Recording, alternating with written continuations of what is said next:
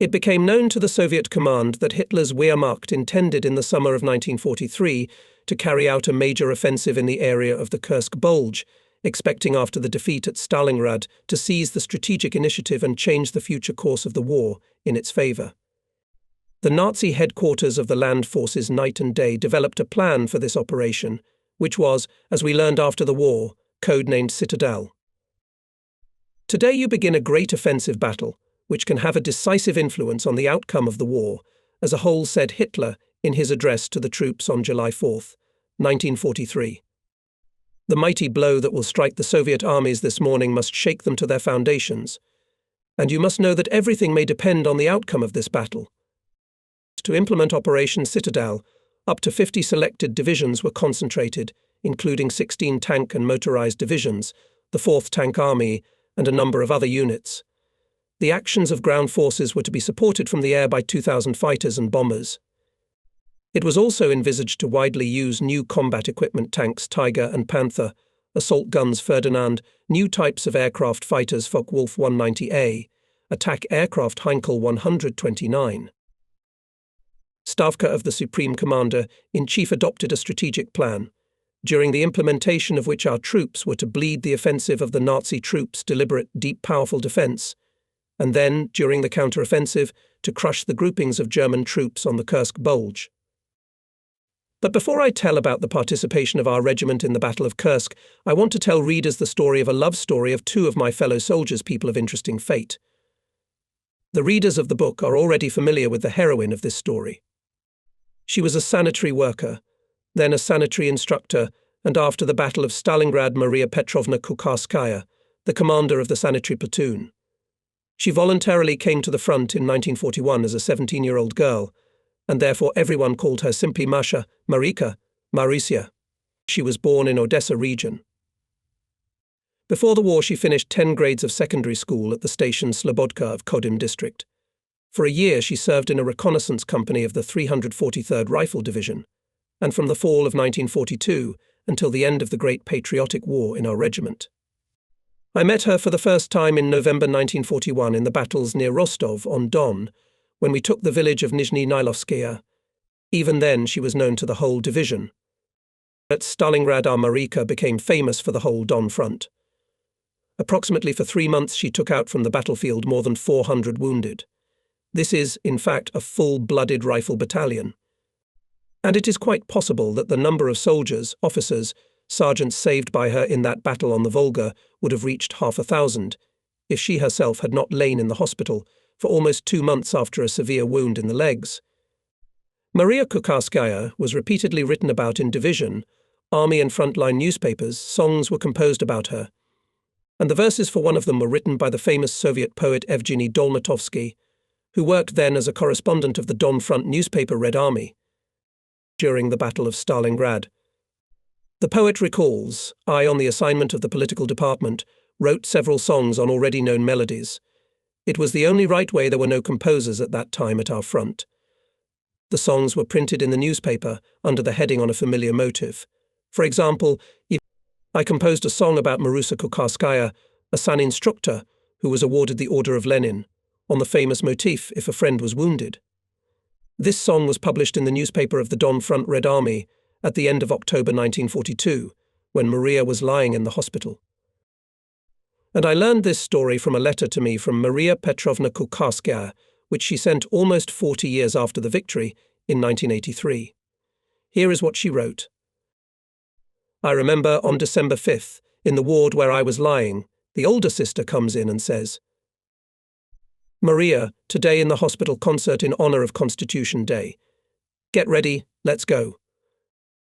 You know I won't make it, I said. My legs still hurt a lot. It's okay. Now, 2 young men will come and carry you.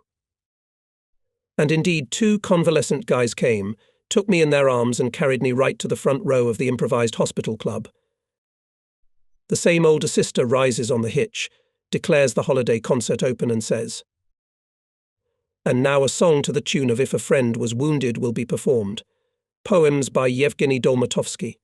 This song is dedicated to the San instructor Maria Kukharskaya, whom you all know, and points at me. Everyone applauded, and I was ready to fall through the floor. I did something, bowed to people. A girl nurse sang a song accompanied by a harmonica. Of course, I didn't remember the words that night, and then this girl brought them to me in the ward. Maria Petrovna wrote in her letter only one verse of the song, which I bring here, of course, not for the sake of creating additional fame for Evgeny Dolmatovsky and Maria Kukharskaya, but so that you, readers, could once again join the front poetry, which warmed us in the harsh everyday life of the war. So one verse with a refrain. The fatherland will never forget. The deeds of a combat nurse. How we went into the attack with her. How 400 lives. Marusia saved 400 lives in battle, with bandages and absorbent cotton, with her automatic weapon. Through bullets, bursts and fire, without hunching over, without cowardice, Marusia goes out. A brave sanitation fighter. So this same Marusia, after discharge from the hospital, met a young political officer, Nikolai Smirnov, who arrived in our regiment in October 1942 after 6-month courses at the military political school, which was then in Shuya, Ivanovo region. Smirnov was appointed deputy commander of a machine gun company on the political part in the 1st Rifle Battalion, fought bravely, was awarded the Order of the Red Star, promoted in rank, and during the recertification of political workers in 1943, received the rank of senior lieutenant. I won't say who was the first to be attracted to Nikolai Marusia or Marusia to him. As they both told me after the war, they had a mutual infatuation. But although the young men served in the same regiment, they rarely had to meet. The fighting was brutal. And only after the Battle of Stalingrad, in the spring when we were not involved in the fighting, their meetings became more frequent, and they decided to get married. It should be said that the battalion commander, Captain Ananenko, who was informed about this decision by Senior Lieutenant Smirnov, tried to prevent their marriage, believing that it would adversely affect the service of political officer and medic. And only after the intervention of the deputy commander of the regiment on the political part of Major Bezukov, Kukharskaya, and Smirnov formalized their relationship legally May 30th. 1943, they registered their marriage in the village council.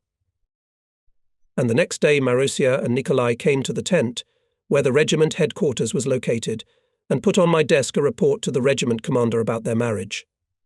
I congratulated them, wished them to live to victory, to be happy and healthy.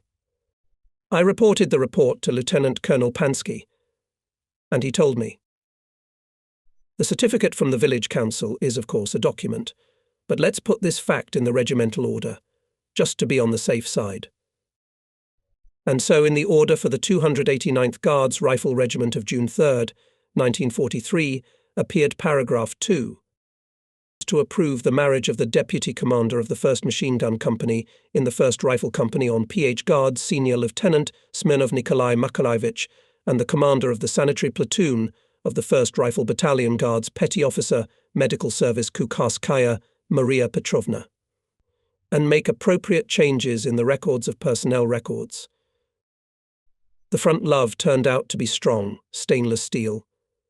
And for 45 years Maria Petrovna and Nikolai Makarovich have been living together.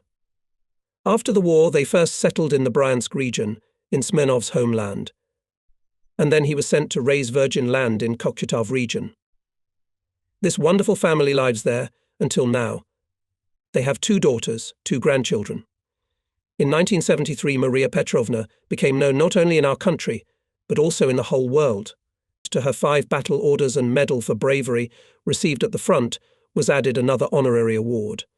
By the decision of the International Red Cross Organization, she was awarded the Florence Nightingale Medal. And Nikolai Makarovich finished the war in the position of deputy battalion commander on political part. He was wounded several times. But apparently fate took care of him for the woman he loved. You can imagine how many anxious minutes our Marusia had to endure at the front, when an enemy bullet or a fragment of mine shell could any day take the life of his beloved. However, after all, and she herself all the time was on the front line, and death more than once looked into the eyes. On May 9th, the troops of the 5th Guards Army, by order of the Supreme Command, began to move to the area west of Stary Oskol. The 97th Guards Rifle Division, having made more than 300 kilometers march, by the morning of May 16th concentrated on the Oskol River in the area of Zalonoye, Yutkovo, Istobnoye. Unfortunately, the redeployment was not without a tragic accident. The thing is that the movement of our division passed through the territory, recently liberated from Hitler's invaders, and it had not yet had time to completely clear from enemy mines, unexploded shells and aircraft bombs. And here, at the detour of regiments, the staff car, in which was the commander of our division, Guards Major General M.A. Yuzenko, exploded on a mine. Literally 2 hours before his death, he visited our regiment, talked to the soldiers and commanders. And such a ridiculous death. However, in war, accidental deaths are probably still quite a lot. During this period, all army troops, including our regiment, successfully prepared a powerful defensive line up to 40 kilometers deep in the area from Zauskolya to Belogo Kolodezia, where it was assumed the most likely direction of the enemy offensive. This was the first most important task of preparation for the summer military campaign of 1943. The second task, no less important, was to thoroughly prepare all personnel for the upcoming decisive battles. From the soldiers and commanders required a huge strain of strength. Judge for yourself, 6-8 hours a day we were engaged in combat training and 4-6 hours of daily defensive work. In the conditions of the heat it was quite difficult. Special attention was paid to fighting with tanks. Experienced soldiers taught young soldiers to adapt to the terrain, to use anti-tank rifles and grenades most effectively to hit the most vulnerable places of enemy vehicles. The training of personnel with tanks was of the utmost importance. For this purpose, at training ranges, tanks were used to drill trenches and trenches where there were soldiers, sergeants and officers. All training sessions were conducted with a view to maximizing the proximity to real combat conditions. Battalion and company exercises were conducted with live firing, with the use of hand-to-hand combat techniques at different times of the day, including night. The program of political training conducted by the political officers of the regiment was strictly observed. Party and Komsomol organizations worked actively. I remember the Komsomol meeting of the regiment, which I was able to attend. Members of the Komsomol messengers of the Komsomol of platoons, companies, battalions gathered in a nearby ravine. They sat down on a carpet of withered grass, not letting go of their weapons. The agenda, the words that at that time did not leave the lips of the Soviet soldiers liberators, "Let's avenge the fascist monsters for the ruined honor of the Soviet land." A short 10-minute report was made by the regiment commander, Guards Lieutenant Colonel P. R. Pansky. He said that the defeat of Hitler's hordes at Stalingrad shook the fascist empire to its foundations. Now the fascists would like to take revenge for the defeat, give us a decisive battle here, at the Kursk Bulge, and regain the initiative. But this will not happen, concluded the speaker. He called on the Komsomol members to be ready for decisive and skillful action. The first to speak in the debate was the commander of the platoon of Foot Reconnaissance Junior Lieutenant Afanasyev. "I myself am a Muscovite," he said. "But the Kursk land is dear to me as well as to all of us. Here in Kursk and Oral regions, our ancestors stood an insurmountable wall on the way of devastating raids of enemy hordes and hordes. And now the Kursk land, bristling with thousands of guns, machine guns, mortars, will not let the enemy pass. Our courage, fearlessness, selfless love for the motherland are the proof of that. I am a Korean from near Stary Oskol," said in his speech the commander of the squad Senior Sergeant B. Bezlepkin. "I am defending my home. So together with you will not let uninvited guests on his doorstep. From the gate turn, we say to them today." Uzbek Yusupov, wounded the day before in the shoulder, took the floor. Having corrected the bandage on which his arm was hanging, he spoke excitedly. "I have already shed blood for the Kursk land, the Russian land, but I believe that here I was also defending my native Uzbekistan. There are many nations and nationalities in the Soviet Union, but the motherland is one. And we will defend it to the last breath." After the meeting, all soldiers went to their combat positions. By many signs it was possible to make sure that the morale of our fighters was on the rise, despite the great fatigue from classes and defensive work. Of great educational value for all the comrades in arms was an event that took place in the last days of June. On one of the sunny days, the soldiers, commanders and political workers from all our units lined up on the training ground, waiting for the start of the solemn ceremony of presenting the Guards' banner to the regiment.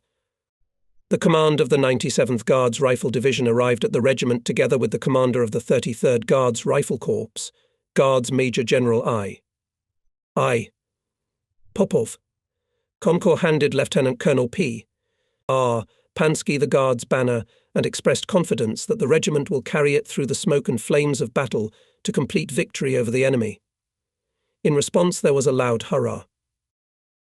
I saw how worried the regimental commander was as he accepted the banner.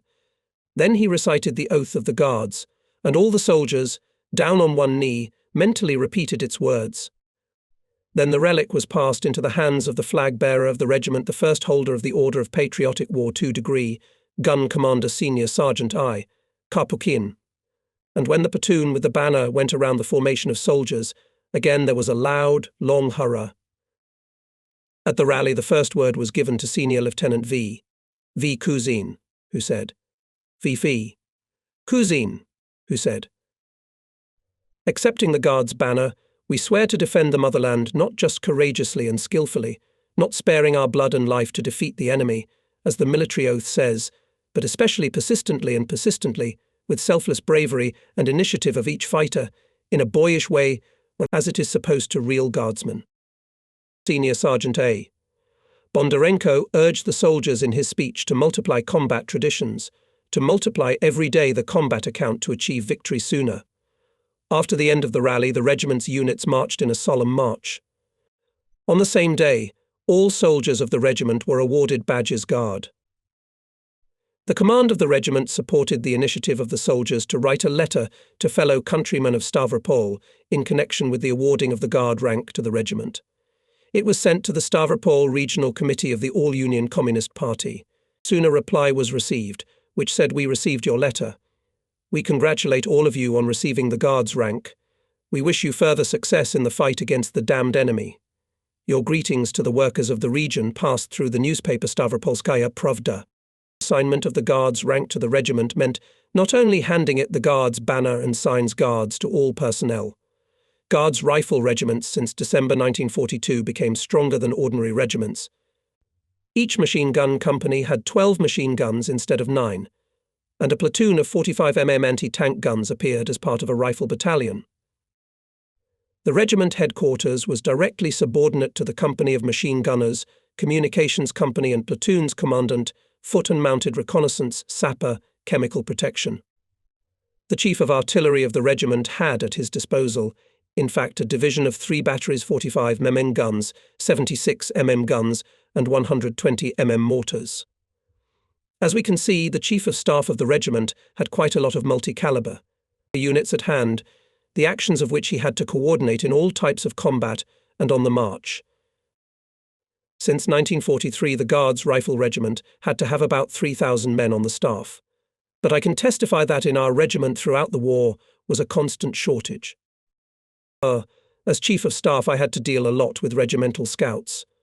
Once in one of the summer days I gathered them, and, passing the concerns of the command, said briefly, "We need to get a language." At night, the reconnaissance platoon, headed by Junior Lieutenant Afanasiev, went to the enemy positions behind the river Perisip. At first they walked, ducking down, along the sprouting rye field. Who could have guessed that this summer the tracks of tanks would be threshing the rye? 5 caught. 1 gone. A quail was broadcasting a little away. "It's not up to 5 here," grinned Malishko. "A merry-go-lucky fighter. We'd like at least one with a weaker tongue." Above the scouts' heads, German flares were drawing dazzling bright orange arcs. But here are already the coastal bushes of sedge and alder, hiding the narrow ribbon of the steppe rivulet. We crossed it in the ford. We looked into the darkness. Ahead, in the light of the rocket, a wattle-covered well caught our eye, and next to it the figure of a man with a bucket. Having scooped up water, he quickly moved away in the direction of the German battery, which we had discovered the day before. On the price passed to approach the commander. And when the scouts encircled Afanasiev, he said, "Have you seen everything? I think the Germans have him not the last water consumers. Let's lie down by the well." They lay down. Soldiers from the capture group closer, support group farther away. Some 20 or 30 minutes did not pass, as the canopy of the night watchfully opened a lanky kraut with buckets in his hands, who grew right in front of the scouts. They let him through, and immediately lost sight of him. Against the background of dark bushes he seemed to disappear. But soon we heard something like a scream. It turns out that at the very well-bent kraut saddled a few scouts led by the senior group Melishko. Pull back. Afanasyev's command sounded. Then several rockets soared into the sky. They plucked the scouts out of the darkness. He had German large-caliber machine guns struck. The chain heard. The platoon commander was wounded. Those who were closer to him ran up. Bullets pierced the commander's calves of the legs. He was picked up by scouts. The soldiers of the support group hit the battery with machine guns. The fire of the Nazis weakened. Hitlerovitz turned out to be talkative. He gave valuable testimony. Reported that their unit is preparing for an offensive. All received dry rations for 5 days. It should have been understood as follows: on the 6th day the fascists could count on hot food in Kursk towns and villages. But the hot food was delivered to the fascists at home. As it is known, a crushing artillery strike on the enemy was made all along the front. The shells covered the positions from which the avalanche of the fascist offensive was about to break. And the summer on the Kursk land was getting hotter and hotter. Breads rose to the waist and pleased the eyes of fellow soldiers, many of whom were hereditary farmers. However, the weeds that had overgrown wildly felt at ease on the fields. Not only the weather was getting hotter. According to many signs, the situation at the front was getting hotter. More and more often the regiment commander and I were called to the division headquarters for operational meetings. There we got acquainted with the new, just appointed commander of the 97th Guards Rifle Division, Guards Colonel I. Antsyferov. One day he returned from the army headquarters and informed all the commanders present at the meeting that the commander of the 5th Guards Army, Lieutenant General A.S. Zhadov, on behalf of the commander of the Voronezh Front, Army General N.F. Vatutin, put us on notice that according to available data, in the near future is expected to attack the enemy at Kursk. The situation may be so that our troops will have to go to the threatened direction on the signal of the battle alarm. Therefore, all units and subdivisions must be in full combat readiness. On July 5, 1943, the Battle of Kursk began with the offensive of the Nazi troops in the direction of Kursk from the areas of Belgorod and Orel. Our regiment was ordered to go to the combat area on the night of July 9th. Together with other parts of the division, we began a rapid march and in 2 days arrived in the area of Oboyan Prokhorovka. And though the mother infantry got used to measure versts with their feet for 2 years of war, this march was especially hard. During the day, exhausting heat, at night some stagnant stuffiness. We were walking along country roads, and next to us on their roadsides on the right and left were moving columns of tanks and artillery on caterpillar traction. You can imagine how much dust we had to swallow, how much sweat we had to shed. After the first afternoon, the regiment commander was summoned to the division headquarters, and he ordered me to lead the march. I called to me the commanders of rifle battalions and combat support and service units and set them tasks for the second day's march. Particular attention was drawn to the need for rapid dispersal of personnel on the signal air. The day before, enemy planes bombed the column several times, and the regiment had several dozen dead and wounded. The division's combat task was not easy: to close the defence to prevent the enemy from reaching the road section of Boyan-Kursk, to stop him at the line south of Peresip, Kartashevka, to defeat the enemy and lead the offensive from the areas west of Prokhorovka in the direction of Koshetovka. The combat order of the division was built in 2 echelons. In the first echelon was our 289th Guards Regiment. The combat order of the regiment was also built in 2 echelons. In the first echelon held the defence of the 2nd Rifle Battalion, Guards Major R. O. Bolkvadze, and the 3rd Rifle Battalion, commanded by Guards Senior Lieutenant P. I. Pikalenko. In the 2nd echelon was the 1st Battalion of Guards Captain M.F. Ananenko. We learned that by the end of July 9th, the Nazi troops managed to cut into the defence of the Voronezh front in the Oboyansk direction to a depth of 35 kilometres. But the enemy could not advance further here and shifted its efforts to the Prokhorovskoe direction, that is, to the defence area, where our 5th Guards and 5th Guards tank armies were advanced. The main events began to unfold on July 11th. The enemy threw into battle 4 dozen tanks, including Tigers and Panthers, which covered the advance of enemy infantry. Up to 100 aircraft Junkers 87 and Junkers 88 attacked our positions from the air. The ground shook from the numerous bursts of mines, shells and bombs. There were killed and wounded. And then there was heat, there was nothing to breathe. The soldiers' uniforms were drenched with sweat and became black. Thirst was overpowering. And still Hitlerites were met by dense fire of our units, which withstood a powerful onslaught of the enemy, who suffered heavy losses in manpower and equipment.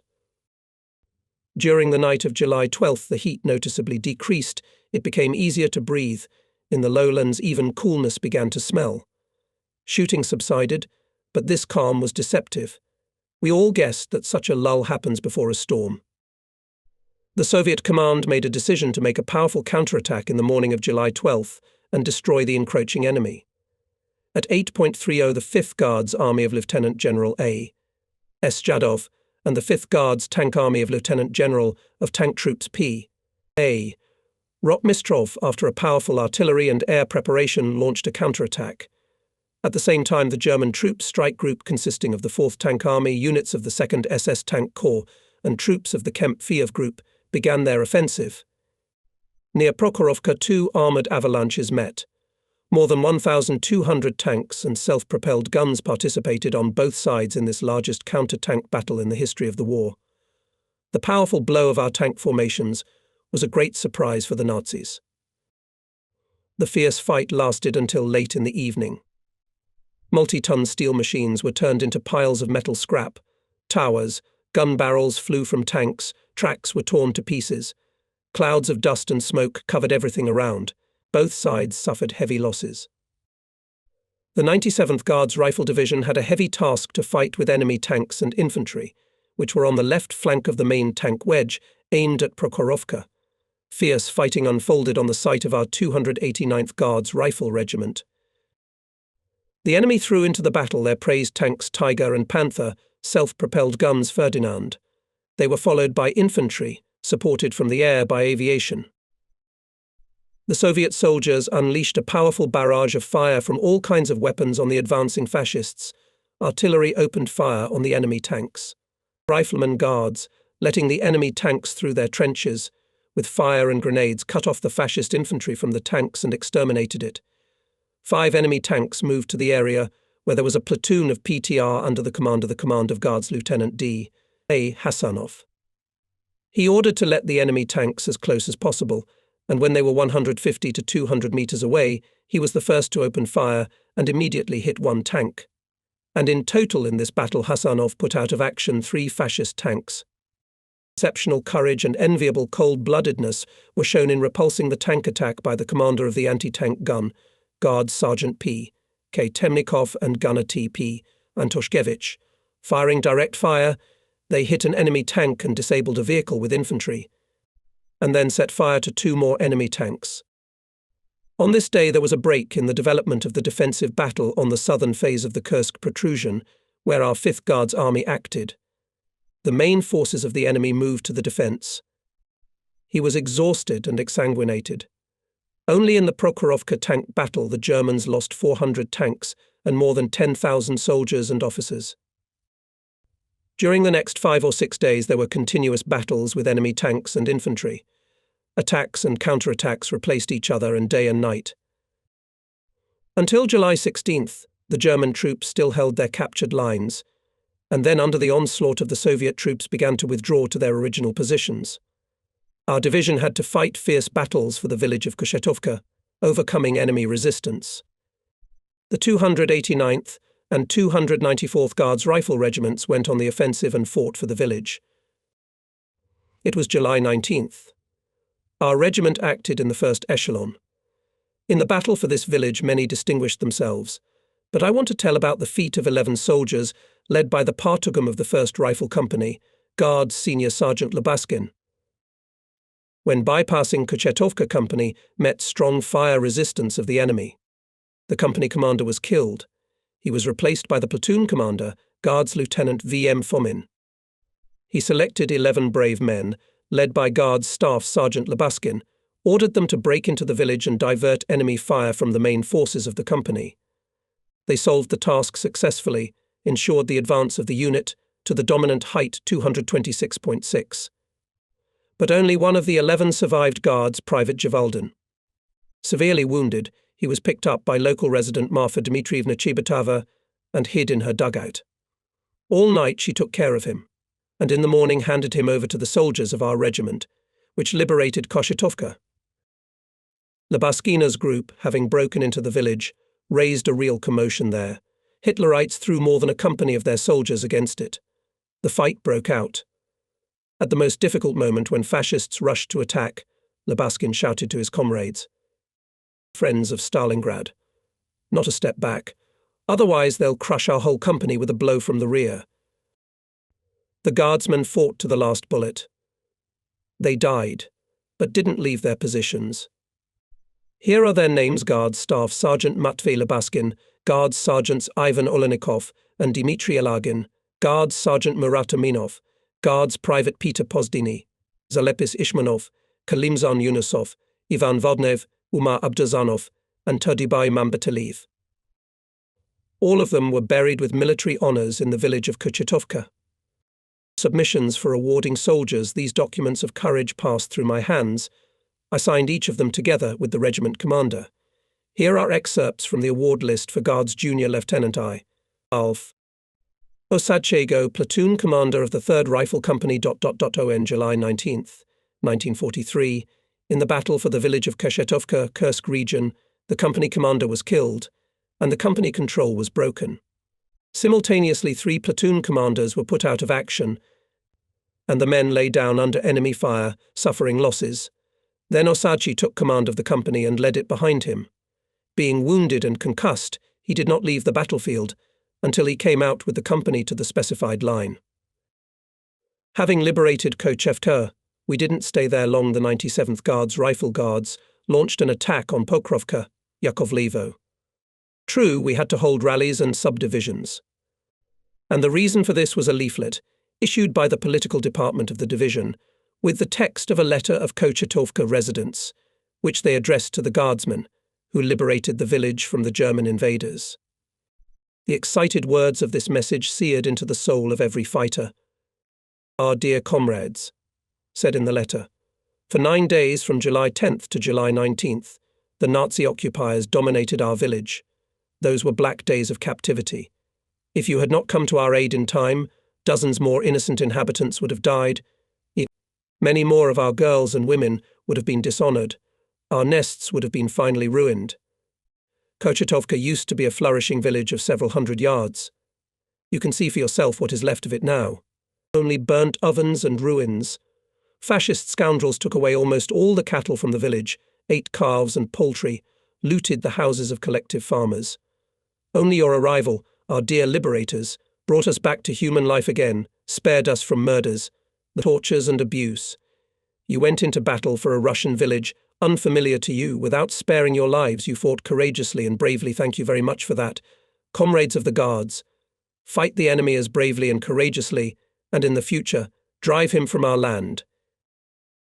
On July 23rd, our division came to the dominant height 233.6, covering the approaches to Tomarivka. Our further advance was stopped by strong rifle and machine gun, mortar and artillery fire of the enemy. The division commander, Colonel I. Ant Sifarov, ordered our regiment to seize the height, but it was not possible to do it from the start. It turned out to be well fortified. Therefore, based on the experience of fighting in Stalingrad, I suggested to the regiment commander to create assault groups of 8-12 soldiers, led by an officer. One of such groups was headed by Guards Senior Lieutenant Malikov, who before the battle was given a party card. Candidate cards were given together with him to the machine gunners Leontiev, Korogodin, Molovanchuk, Ipatov, Savin, Siniev, Belis, who were included in this assault group. Together with the Partorg Captain Borozinets, I congratulated them on receiving party documents. All of them assured that they would not fail in battle and would fight as befits communists. And they kept their word. After a short but powerful artillery preparation on the enemy fortifications on July 26 at 16:00, the Guardsmen rushed into the attack. The soldiers of the assault groups approached the height by short runs. The group of Guards Senior Lieutenant Malikov, acting on the right flank, was ahead of everyone. By order of the regiment commander, Guards Lieutenant Colonel P.R. Pansky, one of the best machine gunners, Kazakh Guards Private Alimbayev, was assigned to hoist the red flag on the height. But he failed to carry it to the top. He was mortally wounded. The flag from his hands was picked up by Guards Private M. K. Kichkaev. He hoisted it at the height. Faster, but at the same time cautious actions of the assault groups allowed to seize the height without significant losses. They were supported by their fire mortar platoons under the command of Guards Senior Lieutenants A. E. Kuznetsov and P.A. Parabanos. In this battle, Machine Gunner Guards Petty Officer V. Lysyansky distinguished himself. Having taken a convenient position on the slope of the height, he was firing skillfully, suppressing several enemy firing points. I knew Lysyansky well, a former Donetsk miner, a man of great physical strength.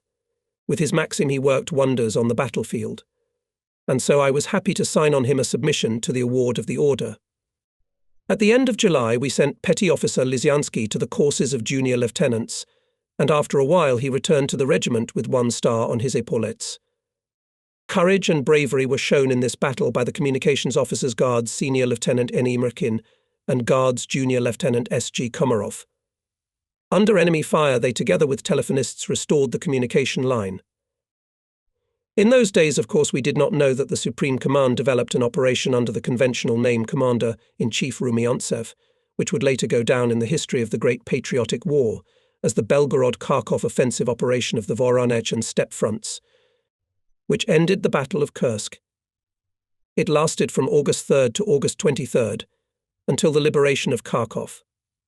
During the operation, 15 enemy divisions were defeated, including 4 tank divisions. Our troops advanced 140 kilometers to the south and southwest, extending the offensive front to 300 kilometers.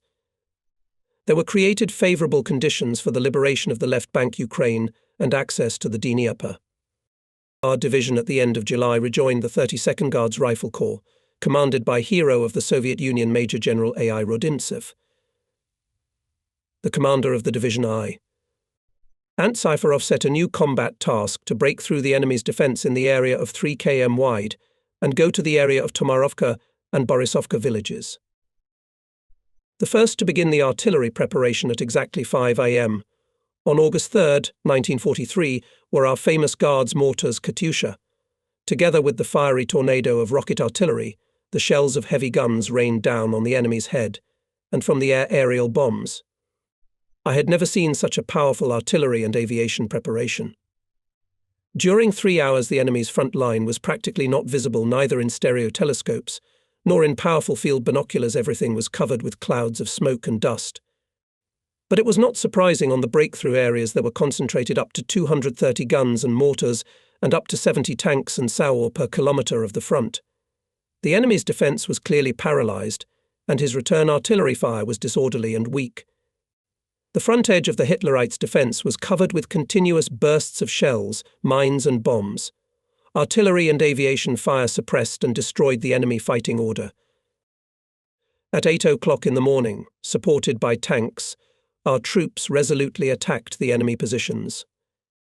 In the area where the 289th Guards Rifle Regiment operated, the Germans resisted desperately. However, the Guards slowly but steadily moved forward. Our offensive was noticeably accelerated when at noon the advanced units of the 1st Tank Army of Lieutenant General M. E. Katukov, outrunning the infantry, broke through the enemy defences. On August 4th, the Germans withdrew in the direction of the village Tomarovka. Our regiment reached the Bezimianaya height, which is northeast of this village. 2 days later, pressing the enemy and bypassing Tomarovka, the regiment saddled a section of the road Borisovka-Stanovoy, about a kilometre from Borisovka. On this village, the Germans had high hopes, expecting to create in it a node of defence. But it was a futile effort. The regiment blocked Borisovka from the southeast, other parts of the division blocked the enemy escape routes to the southwest, and the Nazis had nothing to do but to fight their way out of the encirclement. But all their attempts to withdraw to Berezovka and Khotmishsk were not successful. When it became known at the regimental headquarters that a column of Germans with the strength of up to a company and 5 tanks was moving along one of the country roads from Borisovka, the regimental commander ordered me. Take a company of automatic riflemen, a battery of magpies, ride the country road and not a single Kraut to leave. Got it?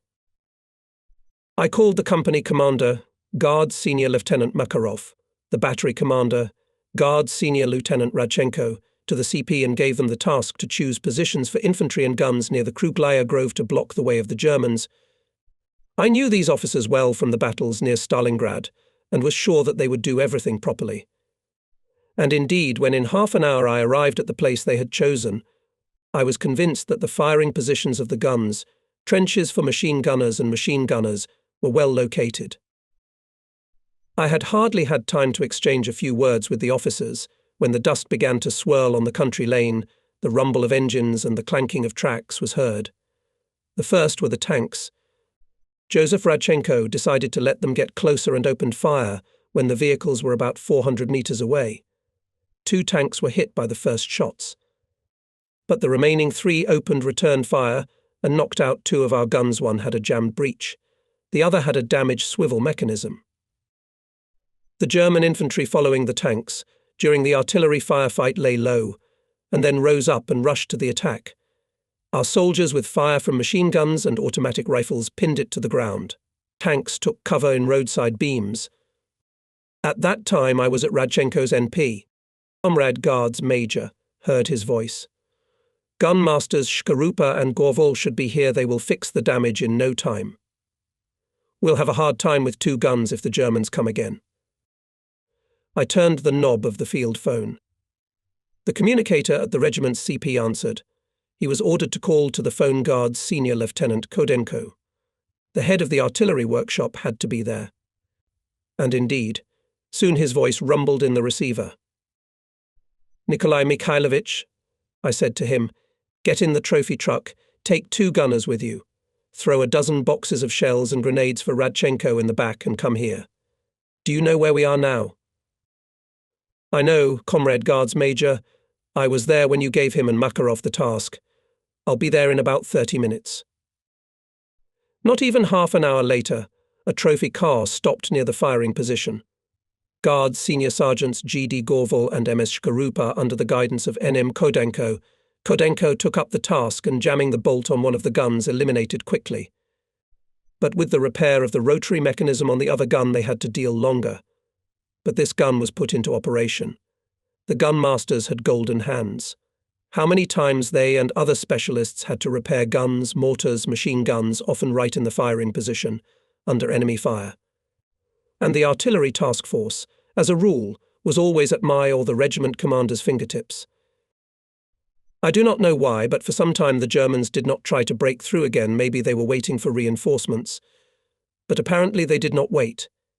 In 2 hours, 3 tanks crawled out of their hiding places and came at us, and the infantry rushed after them. But even this attempt of the enemy ended in failure for him. Artillerymen hit 2 tanks, and the last one turned back. Probably its crew decided to find a way around. The Nazi soldiers lay down again, and then the survivors turned back and disappeared from sight. We did not pursue them. And by the evening of August 6th, the headquarters and the rear of the regiment were already in Borisovka, which was liberated by the parts of our division. We took the defence on the northwestern outskirts of the village. In the battle for Borisovka, we captured a mill with a stock of grain and flour, a food store, fuel, spare parts for tanks, ammunition, engineering equipment. As spoils of war, the regiment received 20 serviceable Tiger tanks, 3 TIV tanks and 4 vehicles. By the end of the day on August 7th, the division completed the liquidation of the enemy group encircled near Borisovka. 1,200 Hitler's soldiers were taken prisoner. And the trophy team spent the whole day counting the serviceable combat equipment abandoned by the Nazis, including 48 tanks, 300 automobiles, 3 echelons with arms and ammunition. In these days there was an event which with pain in the heart was perceived by all soldiers of our regiment. It became known to us that a prominent fellow countryman of my fellow soldiers, Stavropol resident, hero of the Civil War, Army General Joseph Rodionovich Apanasenko, died. In early June, he arrived from the post of commander of the Far Eastern Front to train as deputy commander of the Voronezh Front. Heading from the command post of our 5th Guards Army to his car, he was hit by a bombing raid and was seriously wounded. Prominent Soviet military commander R. Apanasenko died in Belgorod on August 5, 1943, the day of the liberation of this city. In his suicide note, he asked to be buried in the city of Stavropol. The general's request was fulfilled. On Komsomolskaya Hill in the center of Stavropol over his grave is a monument, at the foot of which live flowers all year round. On August 11th, our regiment was ordered to leave early in the morning along the route Babkov, Lozovoy, Merlo, Zabroda, Logovaya, Krisino in order to cut together with other parts of the division highway Kharkov-Sumy. By the end of the day, the regiment took the defense north of Krisino. On August 12th, the enemy launched a powerful counterattack from the area south of Bogodukov, using the armor and firepower of 3 SS tank divisions Reich, Viking and Deadhead. The Germans had a goal to get to the rear of our troops, including the 5th Guards Army. The main blow came to the 97th Guards Rifle Division, and therefore the positions of our regiment. On the left flank of our defence, the Germans, with the strength of up to a battalion of infantry, under cover of 20 tanks, bypassed the 1st Rifle Battalion. At the same time, the enemy began to attack from the right flank, having moved there 5 tanks and a company of machine gunners. Under the threat of encirclement was the command post of the regiment, headquarters, and its units.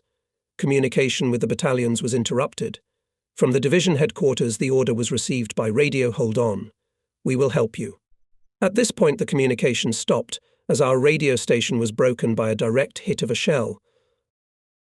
The regiment commander, Lieutenant Colonel Pansky, was not at the CP at that time. He was at the CP of the commander of the 1st Battalion, and I had to organize the battle with the enemy who had broken through. I honestly confess, for 2 front years I got into such a mess for the first time. Even in the encirclement near the village of Zielobok in the summer of 1942, and in Stalingrad it seemed to be easier. I thought then, in a small forest to the south of the farm Golovanova, that probably not to get out alive from this scorcher. First of all, I took care to preserve the Battle Guards banner of the regiment. I called the commander of the commandant platoon, Guards Petty Officer I, D. Ponomarenko, and ordered him to give the cloth of the banner to Guards Sergeant P. Y. Dobroskokov, assigning him 3 machine gunners. I knew Dobroskokov well as a skillful and brave warrior, and was confident that he would be able to deliver the banner to the location of the regiment. Then we organized the defense of the CP and the regiment headquarters by the surviving soldiers of the machine gun companies, communications, sapper platoon, platoons of foot, reconnaissance and chemical protection. Until the onset of darkness we managed to hold out. But it was clear that at dawn the Germans would attack again and we would die in an unequal battle. Therefore, I decided to break through the encirclement at night in 2 independent groups. One group was commanded by Captain Belousov, the regiment's chief of intelligence, and the other was led by me. The night was dark. The Germans, apparently confident that we have nowhere to go, relaxed their vigilance, and both groups managed to break through almost without losses. By 11:00 on August 13th, all headquarters units concentrated in the gully, through which flows the Merla River, 2 kilometers southwest of the city of Bogokov, and soon there came and battalions led by the regimental commander. But the cloth of the Battle Guards banner was handed to me, not by Guards Sergeant Dobroskokov, but by the commander of the mortar platoon, Guards Lieutenant V. N. Stepanov. It turned out that the sergeant was seriously wounded just at the position of the mortar platoon, where he made his way with the machine gunners accompanying him, and handed the banner to the officer. For saving the battle banner, Guards Lieutenant Stepanov was awarded the Order of the Red Star. I must note that our regiment was in a difficult situation also because not all the soldiers received the day before through the field district military commissions were armed. There were enough small arms in the ammunition depot, but the head of the artillery of the regiment, Captain Vasiliev, showed criminal carelessness and sluggishness. He was therefore dismissed from his post and tried by a military tribunal. The verdict was usual for such a case at the front. This generally energetic, brave, never despondent officer was demoted to private and sent to a penalty battalion. What can you do? The laws of war are harsh. True, soon we learned that Vasiliev in the first battle bravely fought with the Nazis, atoned for his guilt with blood, and was restored in rank and position. But he was no longer in our regiment. NM Kodenko, who by that time had fought in our regiment for more than a year, was appointed the Chief of Artillery Armament. On August 14th, the regiment's CP was relocated to the eastern outskirts of Bogakov. Until the last days of this month we had to fight with the defending enemy. Then his resistance weakened, and we began to pursue the German units rolling back to the west and southwest. On August 23rd, we were glad to learn that the troops of the Steppe Front, with the assistance of our Voronezh and southwestern fronts, liberated Kharkov. Thus ended the Battle of Kursk, which finally consolidated the strategic initiative in the hands of the Soviet command, created favorable conditions for the deployment of a general strategic offensive of the Red Army. The victory at Kursk and the exit of our troops to the Dnieper River completed a radical turning point in the course of the Great Patriotic War. Autumn in Ukraine is always a desirable time. After the harvesting season, the harvest is already in the bins. Village markets with their flood of colours are no worse than Gogol's Sorochinsky fair. No wedding is without merry round dances. Everyone knows about it, everyone remembers it, but it was not always so. The fall of 1943 was the third and last, when the devastating tornado of war was still raging on the Ukrainian land. On the way to the Dnieper, we did not meet a single settlement not destroyed by the enemy. Only brick hulks of ovens were distinctly sticking out on the places of ashes, as if crying to the sky for revenge for the ruined life. Retreating, Hitlerites did not spare even animals. We saw cows, goats, and sheep with their bellies torn open, geese and chickens trampled into the ground. We did not see haystacks and golden stacks of straw in the meadows, which are usual at this time, camped in the field. The gardens, which before were always crowned with stately sunflowers, orchards with branches bent to the ground from the weight of fruits, apiaries, all this was ruined by Hitlerites. My heart boiled with rage at the sight of such barbarity. I saw how the soldiers, passing through the extinct villages, angrily clenched their teeth, heard how they cursed at anything Hitler and his looting army. But no matter how much the enemy resisted and maligned, his fate after the Battle of Stalingrad and the Battle of Kursk was predetermined. The Soviet troops began decisive actions to cleanse the native land from Hitler's filth. In early September 1943, it became known that the 5th Guards Army, which included our 97th Guards Rifle Division, by the decision of the Supreme Command was again transferred to the Steppe Front, commanded by Army General I.S. Konov. We fought hard battles with the German units that were resisting stubbornly. The regiment, as part of the division, was advancing in the southwestern direction to Mikhailovka, Dolina, Makady, bypassing Poltava. On September 12th, pressing the enemy to the west, we entered the territory of Poltava region. I remember the battle for Mikhailovka, located about 20 kilometers north of Poltava, halfway to Dikanka. On the night of September 18th, the regiment stealthily approached this settlement and rushed into its streets from 2 directions. Darkness ensured the suddenness of the attack. Unable, apparently, to quickly assess the situation, Hitlerites scattered, opened indiscriminate fire, which did not cause much damage to our units. However, soon they came to their senses and even made a counterattack against one of our companies. A platoon under the command of Komsomol Guards Junior Lieutenant A. I. Tolchin came to its rescue. The riflemen went into the flank of the Germans, opened a strong rifle and machine gun fire, and the enemy counterattack was smothered. Distinguished himself in this battle and company commander, Guards Lieutenant D.P. Kashin, also a Komsomolets. With a machine gun crew, he chose a good position, and when the Germans began to retreat after another counterattack, he himself lay down behind the machine gun and opened fire on them. The young officer was wounded, but did not leave the battlefield. Tolchin and Kashin were awarded the Medal for Bravery. Joyful for me was the day of September 19th. On this day in newspapers was published another order of the Supreme Commander-in-Chief about liberation of 8 cities of Ukraine from German invaders. Among them was my hometown, the city of Romny. For more than 2 years I knew nothing about the fate of my mother Ksenia Grigorievna, my sisters Sophia and Vera, who remained in the village of Loknia near Romny. I knew that my brothers Nikolai, Alexander and Sergei were at the front. But are they alive? I received the last letter from my mother in early September 1941, when I was in the hospital after being wounded in the first battles. Of course, in order not to worry my mother, I did not inform her about my wounding, but the heart of all mothers, as you know, is a teller. Are you not in the hospital, son? She asked me. Something painfully detailed began to write. Don't hide anything from me. I taught all of you, my dear children, to always tell the truth. Remember that even a small untruth brings great excitement. I had to confess to my mother that I was really in the hospital, but my affairs were on the mend. And now Romny was liberated. I immediately wrote a letter to my mother. By the way, this letter has been preserved. After the war, my nephew Genya, my sister's son, gave it to me. The paper is yellowed and shriveled, some letters are blurred. My mother must have shed more than one tear while reading it.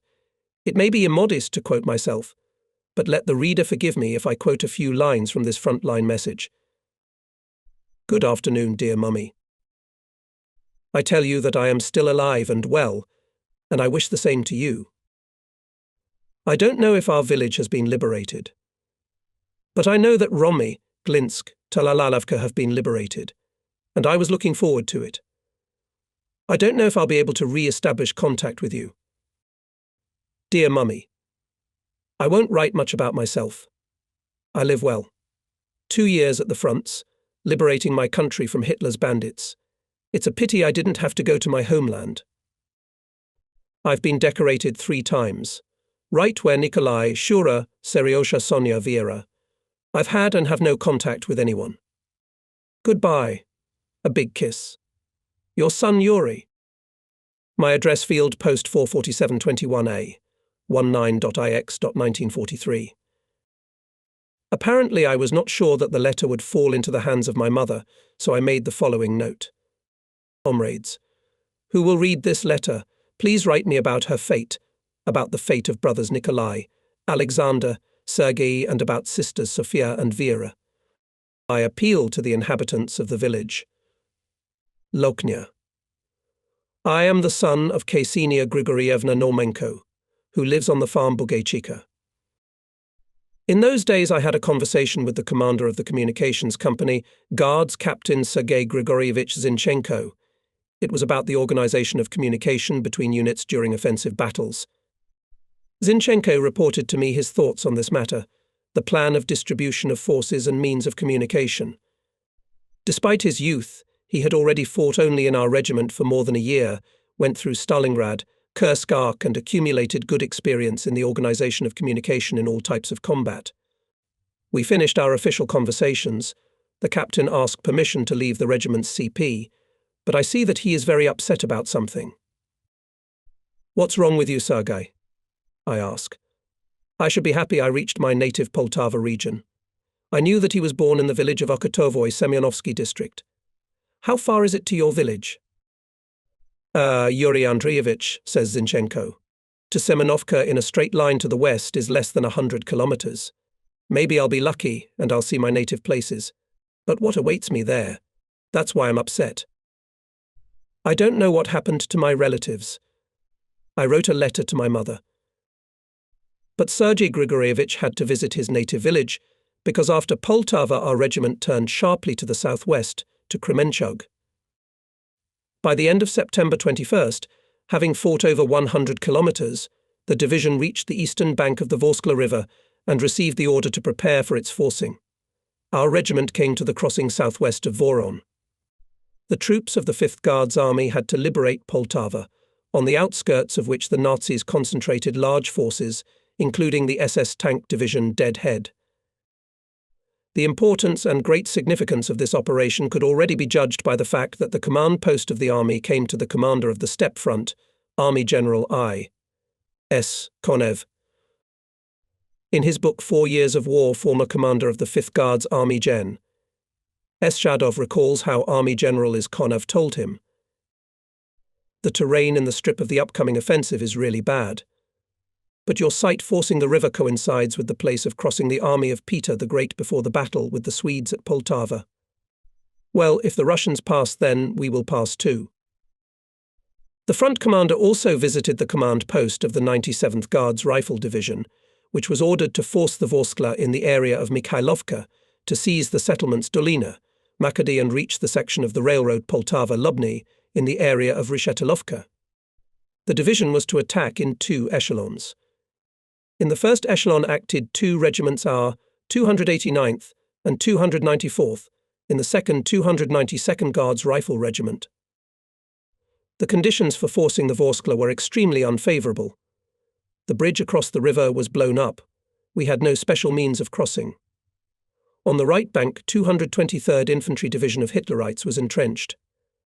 We knew that it was shattered in the previous battles, but it could hold the defence on the previously prepared line quite well.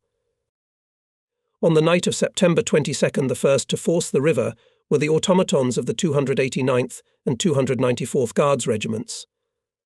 Having reached the right bank, they seized a bridgehead and quickly entrenched. The Germans fiercely resisted. Shooting from both sides did not stop for a minute. Our soldiers, automatic soldiers, were moving forward with a fight to expand the bridgehead and provide a crossing for the battalions of the first echelon. With a decisive blow, the Guards knocked the enemy out of the first and second trenches. By the morning of September 22nd, the main forces of the division crossed the right bank of the Vorskla and captured the village Rudka, forcing the fascist units to retreat. And by noon our guardsmen liberated Makarenki, Slinkov Yar, Stasovci, Kurovlevka, Pavlovka, cut the road Dikanka-Poltava.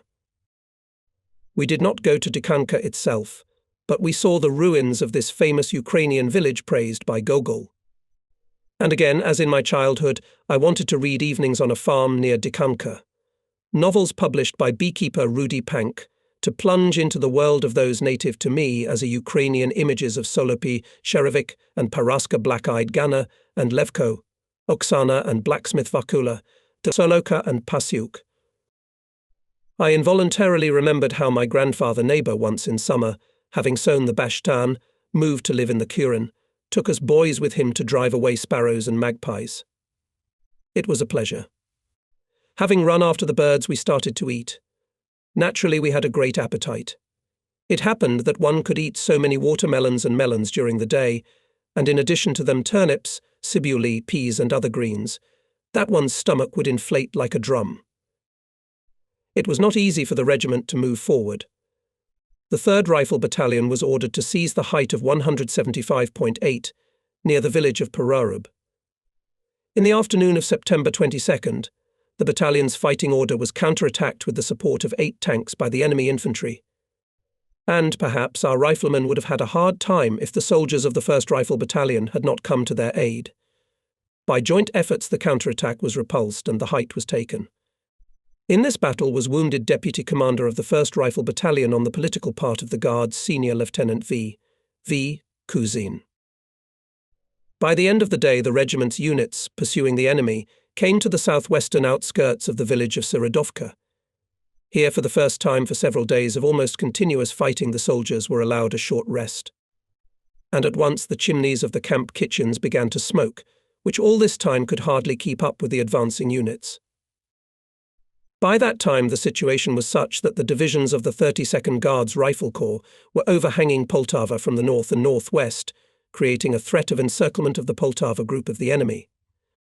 The units of our 97th Guards Rifle Division captured the settlements of Dolina, Borshadsky, Makady. The German fascist command was forced to withdraw part of its forces from under Poltava. The command of the 5th Guards Army took advantage of this and ordered the 33rd Guards Rifle Corps to break into the city on the night of September 23rd and seize it. Throughout the night there were fierce battles in almost every street. The first to penetrate into the city centre were the Scouts, who hoisted a red flag on the ancient monument in honour of the victory of Russian arms over the Swedes in the historic Battle of Poltava, the Obelisk of Glory. By morning, the regional centre, a major Ukrainian city, was completely cleared of German fascist invaders. Our troops were opened the road to the Dnieper. On the same day, Moscow saluted the troops who liberated Poltava, By order of the Supreme Commander-in-Chief, the units and formations that participated in the battles for the liberation of Poltava, including our 97th Guards Rifle Division, were given the honorary name of Poltava and the division commander Guards Colonel I. Ant Safarov received the rank of Guards Major General. In all our units and subdivisions held rallies. With great enthusiasm they were held in our regiment. Soldiers, sergeants and officers swore to beat the hated enemy even harder and to liberate the whole Soviet Ukraine as soon as possible. One of the best scouts, Guards Sergeant A. Vinogradov excitedly said at the rally, "Many thousands more Soviet citizens, languishing in Hitler's captivity, are waiting for us. Forward for our native Dnieper, for the motherland." But at these words my heart beat often and strongly. I could not even believe that soon I would be back in those places where this war began for me. The pictures of those long summer days of the 41st came to life with piercing clarity in my memory, flashes of fires, black smoke, bursts of bombs and shells, whistling of bullets and shrapnel. At that time I could not imagine that I was waiting for the battles near Rostov-on-Don, Stalingrad, at the Kursk Bulge. Could I have thought then that I would return to the Dnieper banks after long months of almost continuous heavy fighting, through the bitterness of defeats, farewells to my comrades and friends, through the difficult joys of victories? Our regiment was moving forward with battles, approaching the Dnieper, along the route Vergany-Rublevka, Donovka, Maximovka. On September 29th, the fighting for Kremenchug began. We acted northwest of the city. Kremenchug was liberated on the same day, and the troops of the 5th Guards Army went directly to the left bank of the Dnieper.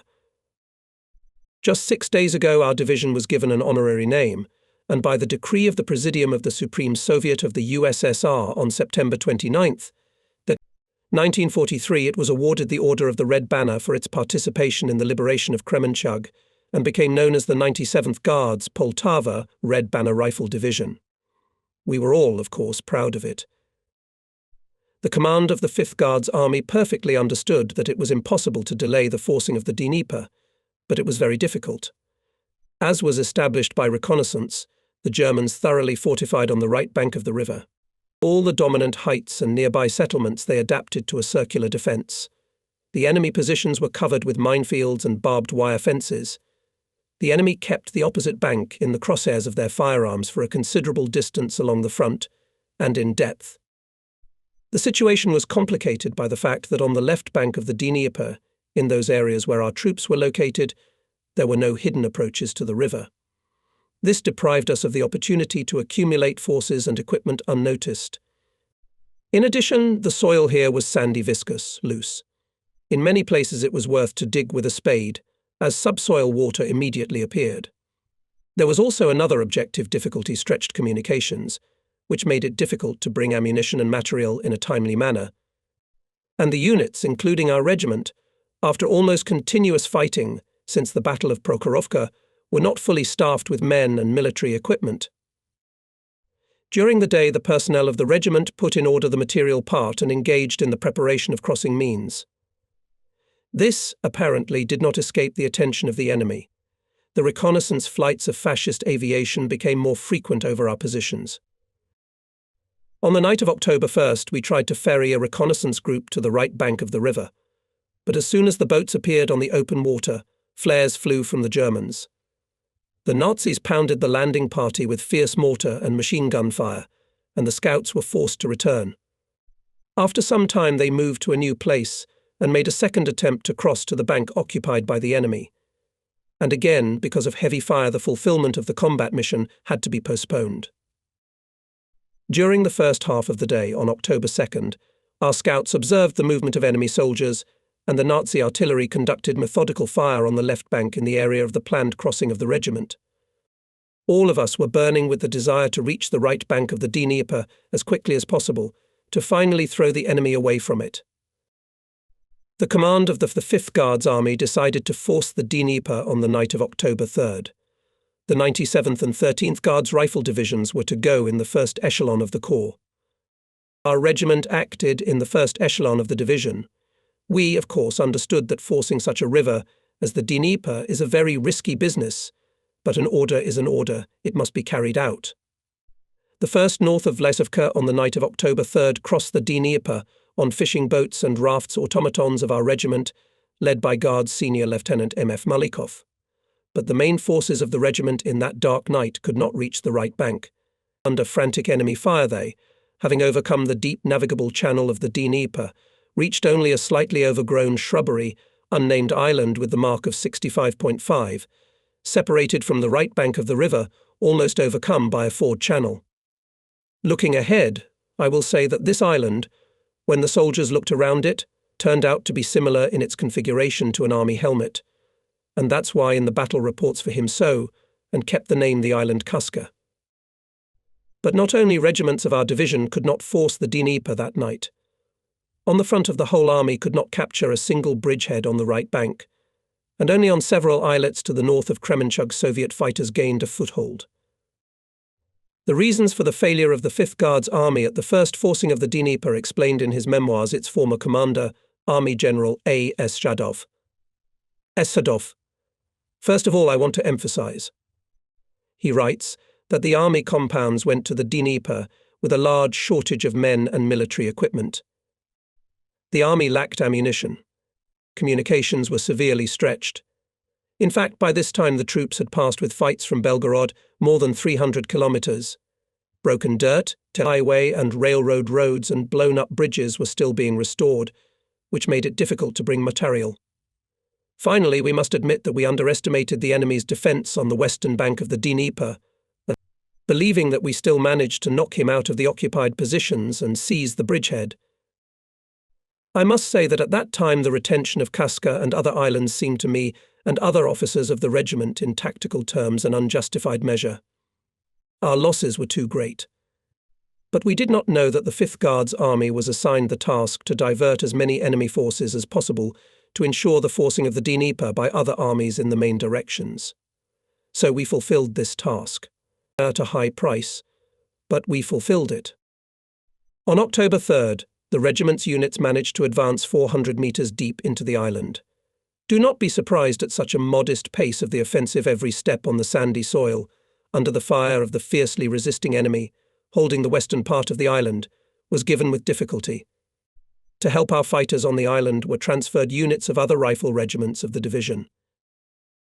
The day of October 4th was especially hard. 7 counterattacks were undertaken then by Hitlerites to knock out our fighters from the island. 7 times the barrage of shells and mines fell on them. From their explosions, clouds of sand rose into the air every now and then. The sand crunched on their teeth, clogged their ears, got into their eyes. And most importantly, it quickly rendered small arms inoperable rifles, automatic rifles and machine guns. They had to be cleaned often, for which they had to be completely disassembled and reassembled. Hitlerites on the island were in a better position. They were supported from the right bank by artillerymen and mortars who shot every scrap of land on the island. And what did we have? 4 Sorokapiatkas and 8 82M mortars, that's all we managed to get to Kaska under enemy fire. From the left bank of the Dnieper our artillerymen also fired at the island, but it was not very effective. In any case, we saw much less sand fountains on the enemy positions than on our own. Now I remember these hard days and nights of fighting on the nameless Dnieper island, and I see, as if in reality the guardsmen of the same command, then going into the attack on sandy embankments, pulling their legs out of them with difficulty, with rifles and automatic rifles in hand, then repulsing enemy counterattacks in hand-to-hand combat, then huddled in shallow sandy hollows, which with a great stretch could be called trenches, under enemy artillery and mortar fire. I was ordered to remain on the left bank and direct the forcing of the river by other units of the regiment, and to support with fire those who were on the Kaska. The regimental headquarters was located on a small hill, overgrown with sparse vineyards, just a few dozen meters from the bank of the Dnieper. Through binoculars I could clearly see how soldiers, sergeants and officers fought with the enemy on the island. But I learned the details of these fights later, when people returned to the left bank. On October 4th, when Hitlerites during the third counterattack for the day bypassed the position of one of the rifle companies from the flank and began to move to the rear, a group of fighters from the reserve of the regiment commander led by Guards Captain Igorov, rushed to the rescue. Ahead of the officer, rushed out of the trench guards Private Ivan Semenev. I knew this soldier from the communications company. Stavropol collective farmer passed with the regiment all the way from near Rostov-on-Don, through the heat of Stalingrad and the Kursk Bulge. Just a few days ago, on the approach to the Dnieper, the regimental party organization accepted Ivan Simonov as a candidate for membership in the party. Brothers Slavs, he shouted loudly. Forward to the enemy, hurrah! Guardsmen rushed after him. In a hot hand-to-hand fight they killed more than 24 Hitlerites, and the rest turned back. In this battle Ivan Semyonov laid down his head, and never had time to get a card of a candidate for membership in the All-Union Communist Party. Next to Semenov bravely fought a machine gunner of the Guards, Private Avtandil Toidzis. He meticulously smashed the enemies, and when he ran out of ammunition, he used the butt of his automatic rifle. The guy from Georgia was wounded that day and together with other soldiers was sent by boat to the left bank of the Dnieper. But he did not stay there, but having bandaged his wound, returned to the island. However, he did not go to the attacks anymore, but 5 times he ferried the wounded across the Dnieper under the enemy fire. Guards Private Leonid Kryukov was firing from a hand machine gun at the attacking Germans and forced them to lie down. But at that moment a fragment of an enemy mine damaged the machine gun.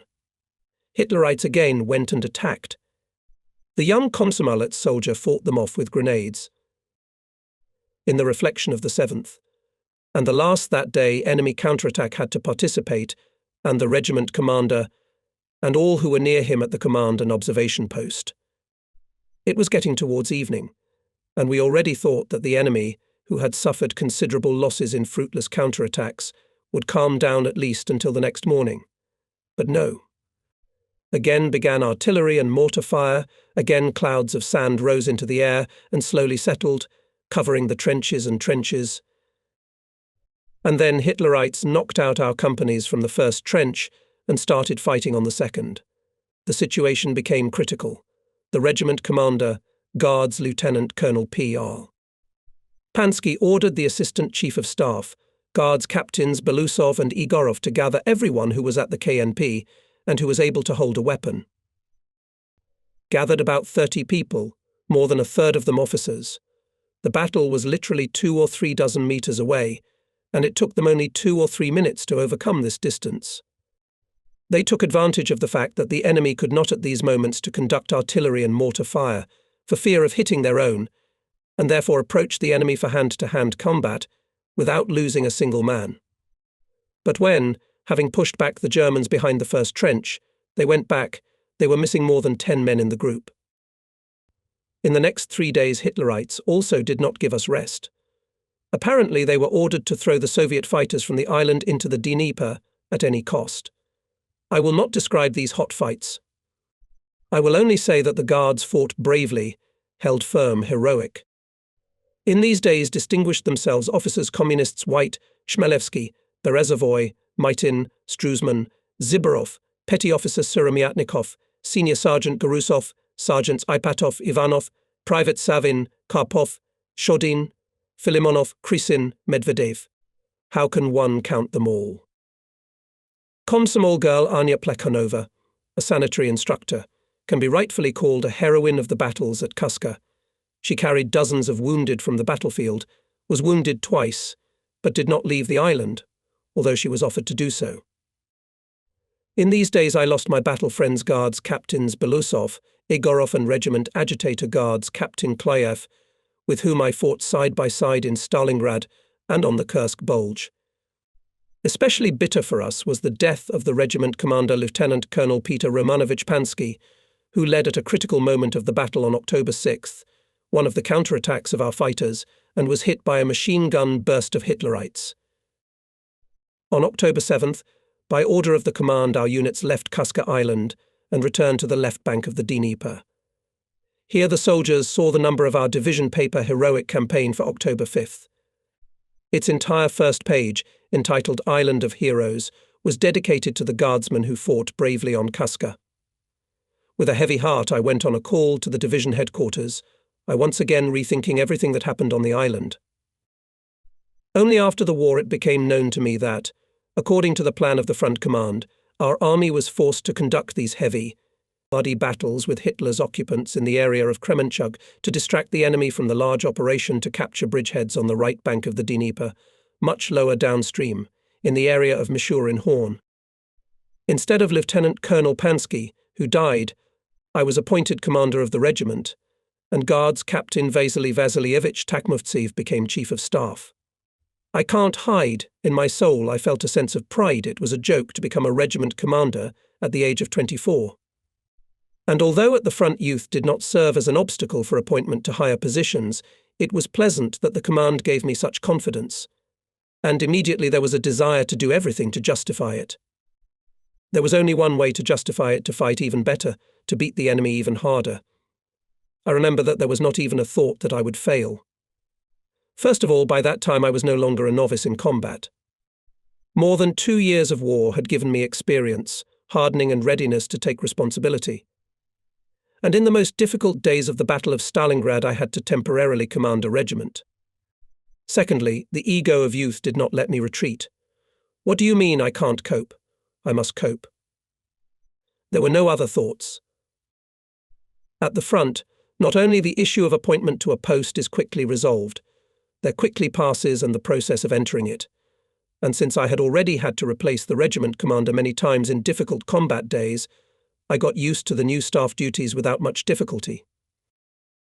On the night of October 9th, 1943, the regiment made a transition along the route Maximovka, near Dogorka, Peschanaya, Belaya Kotovka, Kristinovichi, and by morning concentrated near the farm Pleskochinka.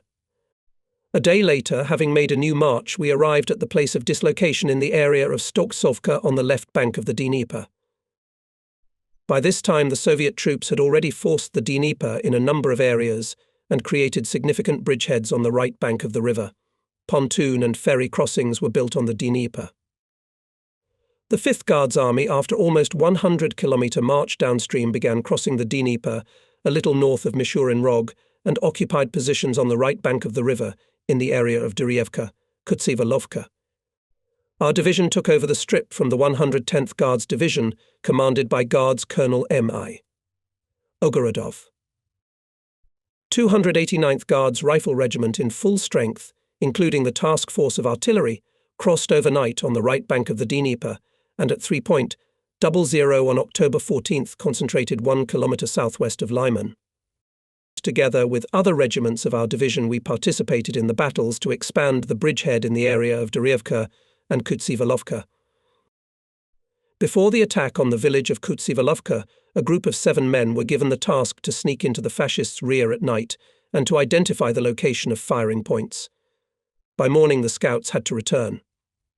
But in the morning only 1 man came to the regiment. It turned out that the scouts, having engaged in a battle, captured 3 houses and did not leave from there.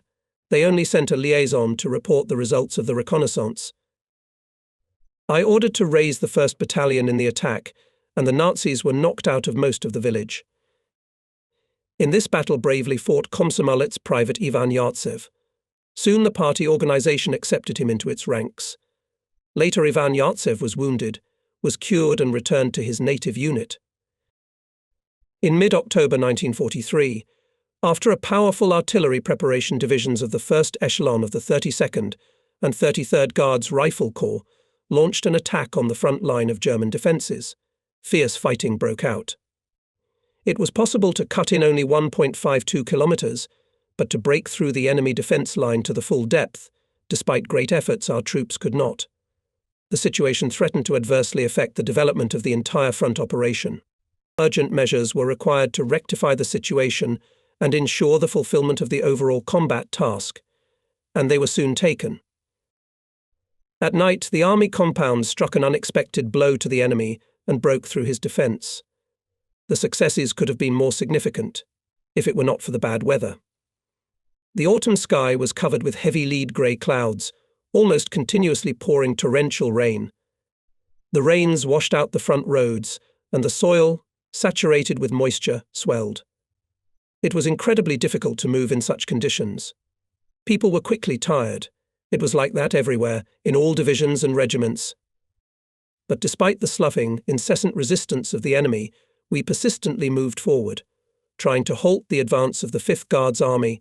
The German Fascist Command transferred the 6th Tank Division and 376th Infantry Division to help the worn-out units. The Germans managed to slow down the advance of some units of the 5th Army, including the 97th Guards Rifle Division and our regiment. By October 20th, having fought over 60 kilometres, the regiment reached the foot of the height with 4 mounds. With the onset of darkness, all units of the regiment began preparations for the assault on the height. Its tactical advantage was highly appreciated by both us and the Nazis. No wonder that the enemy defended with fierce persistence, but he could not resist the onslaught of the Guards. In the course of the assault, special courage showed the commander of the platoon of Foot Reconnaissance Guards Staff Sergeant U.X. Hassanov. Under cover of his comrades' fire, he destroyed with grenades an enemy machine gun, which was hindering our advance, together with its crew. The report about his feat was the first to arrive at headquarters. Then I received more and more reports about the facts of heroism shown by the Guards that day. On October 30th, the regiment made the transition along the route Broitsko, Vladimirovka, Vilna. There we took the defence section from the 313th Guards Rifle Regiment of the 110th Guards Rifle Division. I was lucky enough to be a participant of the solemn event that took place on October 31st, 1943. On the scarlet velvet of the Guards banner of our division shone the Order of the Red Banner. In this exciting moment before my mind's eye passed its entire combat path from Rostov-on-Don to the Volga, and from there to the right bank of Ukraine. On the same day, there was a meeting of the party bureau of the regiment, which I attended. First, the applications for admission to the party were considered. The bureau recommended the party organization to accept the chief of the regiment's artillery armament, Guards Senior Lieutenant Nikolai Mikhailovich Kodenko, as a member of the All-Union Communist Party of Bolsheviks, and the senior mortar master, Guards Senior Sergeant Mikhail Selivestovich Shkorupa, as a candidate for membership in the party. I knew them both well, especially Nikolai Mikhailovich, with whom I had to communicate daily on duty to solve the issues of supplying the regiment with weapons, ammunition and military equipment. I would like to give him a more detailed characterization, not only because he headed a very important service for the regiment, but also because he was with me in the war for almost 3 years, and there were only 25 to 30 men left in the regiment by May of the 45th year. I knew that Kodenko, having graduated from high school in the city of Salsk, on the 3rd day after the beginning of the war at the age of 17 volunteered to join the Red Army and was enrolled as a cadet in the Tula Gunnery and Technical Artillery School. In the first days of October 1941, as part of the school, he took part in the battles against Guderian's tank hordes that broke through to Oral-Mtsensk. After 3 weeks of fighting, the cadets were recalled from the front and sent to Tomsk for additional training. In March 1942, as part of the 301st Krasnoyarsk Rifle Division, arrived at the front near Belgorod-Kharkov and in April-June took part in the battles in the Volchan direction. And in the first days of July, as I have already mentioned above, he began to serve in our regiment. Nikolai Mikhailovich, in the most difficult combat situation, did not lose his composure, was always internally collected and outwardly taut. But at the same time he was a very modest and even shy person. As the regiment commander, I could always rely on Kodenko and his subordinates. I knew that they would not fail. Barely settled in a new place, the regiment received a new combat mission to attack the enemy in the direction of Lozovatka, not allowing him to gain a foothold on the defensive lines. This was part of the preparation of a major offensive to expand the Krivoy Rog bridgehead, scheduled for mid-November by decision of the front commander, Army General I. S. Konev. In early November, the regiment concentrated in the area north of Maryevka, and the right flank came to the fork of the road Hutrish-Lozovatka. The tactically important height 159.4 was taken by storm. The enemy 3 times counterattacked our positions. Especially fierce was the 3rd counterattack, when the fascists threw on us 8 tanks, 2 armoured cars with a troop of infantry supported by artillery. Mortars of Guards Senior Lieutenant Lickman and fighters of rifle units opened on the infantry and tanks of the enemy accurate fire. 2 enemy vehicles were hit by the fire of anti-tank guns and mines. Guards Senior Sergeant Levin's unit, in which the gunner was Guards Private Kapustin, distinguished itself. The fire of the mortar battery was successfully adjusted from the observation point of Guards Senior Sergeant Patuk. The enemy counterattack was smothered. But, as luck would have it, the slopes of the heights became more and more densely enveloped by a heavy fog, and our artillerymen were deprived of the opportunity to fire at the Nazi tanks and infantry. The enemy managed to drive the soldiers out of the trenches. In a fierce fight, the company commander, Guards Lieutenant Matveev, was killed. By order of the division commander, the regiment withdrew to its former positions. The holiday of the Great October Revolution was approaching. I had an opportunity to make a present to the soldiers who had distinguished themselves in the battles for the height of 159.4. On them were drawn up submissions for government awards. In particular, the Order of the Red Star was presented to the commander of the machine gun platoon, Guards Junior Lieutenant I. Popomarev, who, being wounded, did not leave the platoon, petty officer of the 4th Rifle Company P.N. Simashko, who took command of the company when its commander was out of service, the commander of the machine gun guards Sergeant G.D. Vakulin, who destroyed the enemy firing point. Some time later, all these heroic soldiers were awarded orders. On the eve of the October holiday, the personnel of the regiment experienced another pleasant event. All were given new winter uniforms. But even during the holidays, which were traditionally joyful for us, the frontal worries, alas, were not reduced. According to our intelligence, the enemy continued to strengthen their positions, made earthworks, mined, erected wire barriers. The Germans also noticeably increased the number of firing points. In each unit, our soldiers and commanders were warned that the enemy had set up sniper nests on the front line, and from there they were systematically targeting our positions. Despite all the difficulties of the front situation, the Guardsmen on the day of the 26th anniversary of the Great October Revolution felt festive. This was helped in no small measure by our divisional newspaper. In its pages on November 7th was published a reply letter from the citizens of Stavropol to the soldiers, commanders and political workers of the 97th Guards Rifle Division. The letter said, "With joy and inexpressible pride we learn more and more of your heroic feats. At Belgorod, at Poltava and at Kremenchug you have once again shown all-conquering Russian military valor, courage and heroism, have shown your fiery love for our great motherland and your burning hatred for the despicable German fascist rapists, murderers and robbers who brought so many disasters, so much suffering to our land." The region is successfully restoring industry. Many enterprises, destroyed by German barbarians to the ground, have already been fully restored. Stavropol meat packing plant, Pyatigorsk, Georgievsky, Vorontsovo, Alexandrovsky state oil plants, almost all bakeries and flour milling enterprises of the region, Pyatigorsk motor repair plant and others, railroads have been fully restored, all schools, technical schools and institutes have been opened and are working normally. Collective and state farms, having harvested the crops, actively fulfill their first commandment to give bread and other agricultural products to the country and the Red Army. On the fields of the region, now selflessly sowing winter crops, the first hundreds of thousands of hectares are sown. We are firmly confident that this fall will lay a solid foundation for a high harvest of the next year. We wish you new glorious successes. Such a letter could not help but excite fellow soldiers, and many of them, impressed by the message of their fellow countrymen, immediately sat down to write letters to their relatives and friends. They wrote that they would not shame the glory of the sons of their native land, they would beat the hated enemy even harder. A festive dinner was arranged in all units on November 7th. Staff regimental cook, Guards Private Vasily Alexeyevich Zakazin, fed us perfectly. He was already in his old age, and all of us, officers, sergeants and soldiers of the regiment's command, called him simply Uncle Vasya. The soldier never took offence at this. On the contrary, he seemed to be proud of this address to himself. "You, Uncle Vasya, have a special surname," the soldiers joked. "Wow, Zakazin. A purely professional surname." His culinary skills matched his surname, and on holidays he cooked restaurant dishes of the highest class. The holiday was over, but the war continued. New battles were ahead of us.